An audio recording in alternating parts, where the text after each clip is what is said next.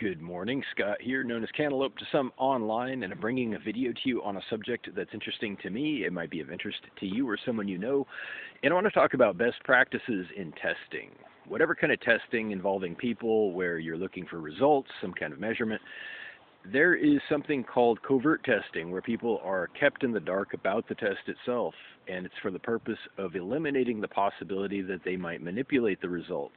This is found in many times in behavioral analysis, psychology testing, certain types of human behavior management testing for the purpose of behavior modification sometimes, or for getting security clearance, or psych profiling for access, for many types of things, including job interviews and whatnot. But the point here is that many times the testing itself is done covertly. But and the point of this video is there's a huge problem here when this kind of testing, the covert testing, without notifying the person, without letting them know that they're being examined or analyzed, happens while failing to keep their competitors equally ignorant as to the testing, because it creates an atmosphere of opportunity for their competitors to influence things, if you will. So if this doesn't make sense, let me put it a different way.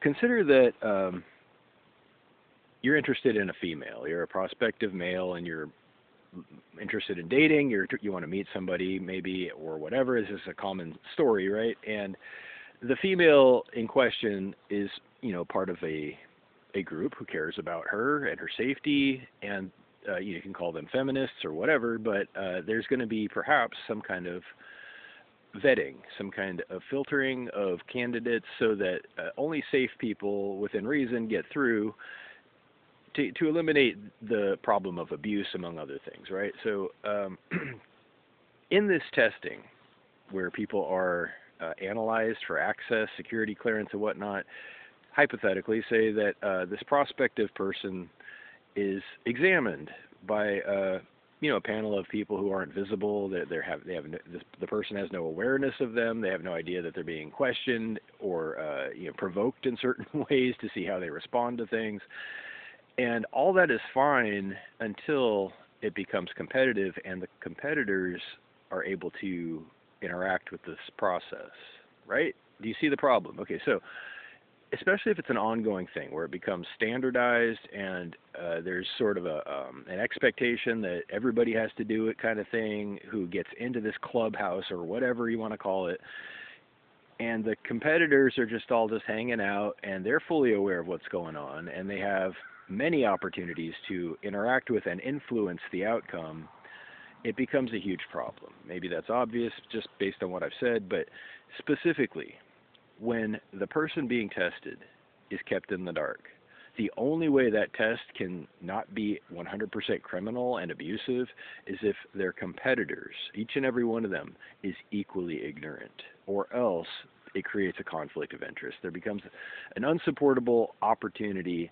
for unsavory behavior, sabotage, monkey wrenching, whatever you want to call it, influencing things in favor of the people who happen to just know what's going on. It becomes an abuse, like I said, and criminal, and in a very literal way, where once the truth came out about such a thing, hypothetically, there would be criminal prosecution for obvious reasons. When I put it that way, it becomes pretty clear that the person either needs to be aware of the testing, or the people who have something to gain from their failure need to be specifically unaware of it.